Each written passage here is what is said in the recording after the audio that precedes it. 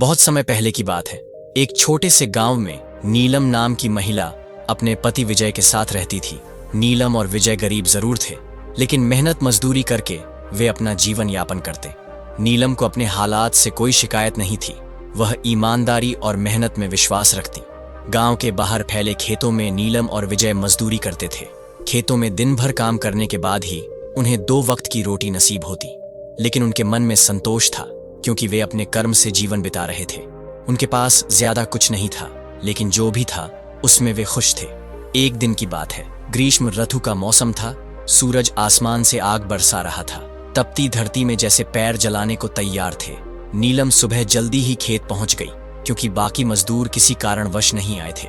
उसने सोचा कि अगर वह अकेले ही ज्यादा मेहनत कर ले तो शाम को जल्दी घर जा सकेगी। घंटों खेत में काम करने के बाद उसे बहुत जोर की भूख लगी। उसकी उंगलियां मिट्टी से सनी हुई थीं।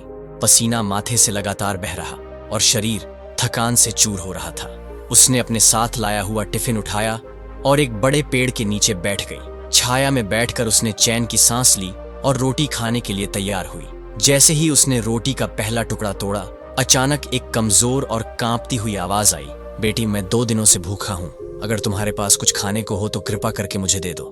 नीलम ने चौंक कर सामने देखा। वहां एक बूढ़े साधु बाबा खड़े थे। उनका चेहरा थका हुआ, कपड़े मैले कुचैले और उनके हाथ कांप रहे थे। उनकी आंखों में भूख और थकावट साफ झलक रही थी। वह एकटक नीलम की ओर देख रहे थे, जैसे कि उन्हें उम्मीद थी कि कोई उनकी मदद करेगा।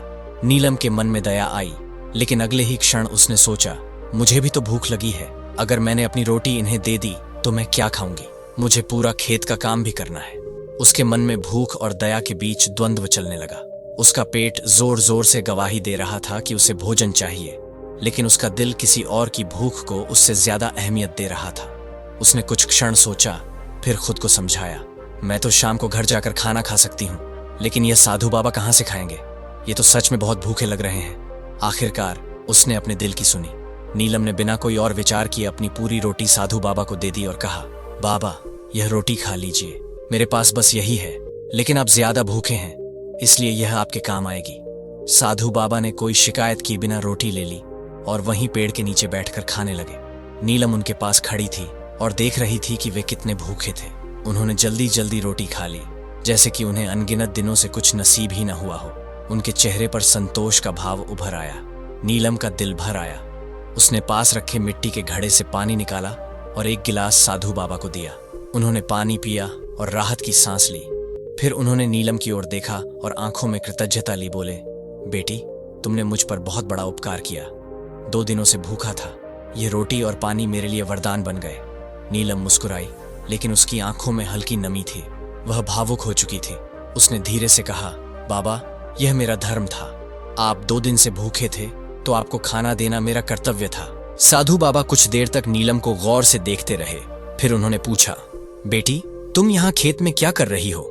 नीलम ने बताया, बाबा, मैं मजदूरी करने आई हूँ। आज कोई और मजदूर नहीं आया, इसलिए मैं अकेली ही काम कर रही हूँ। मेरे पति किसी और खेत में मजदूरी कर रहे हैं। साधु बाबा चुप हो गए और फिर उन्होंने अपने झोले में हाथ डाला।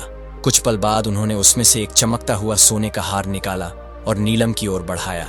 बाबा, ये क्या कर रहे हैं? मैं इसे नहीं ले सकती। साधु बाबा मुस्कुराए और बोले, बेटी, यह हार चोरी का नहीं है। पिछले हफ्ते मैं एक राजा के महल में गया था। वहां की रानी ने यह हार मुझे भिक्षा में दिया था, लेकिन यह मेरे किसी काम का नहीं है। मैं इसे किसी योग्य व्यक्ति को देना चाहता था।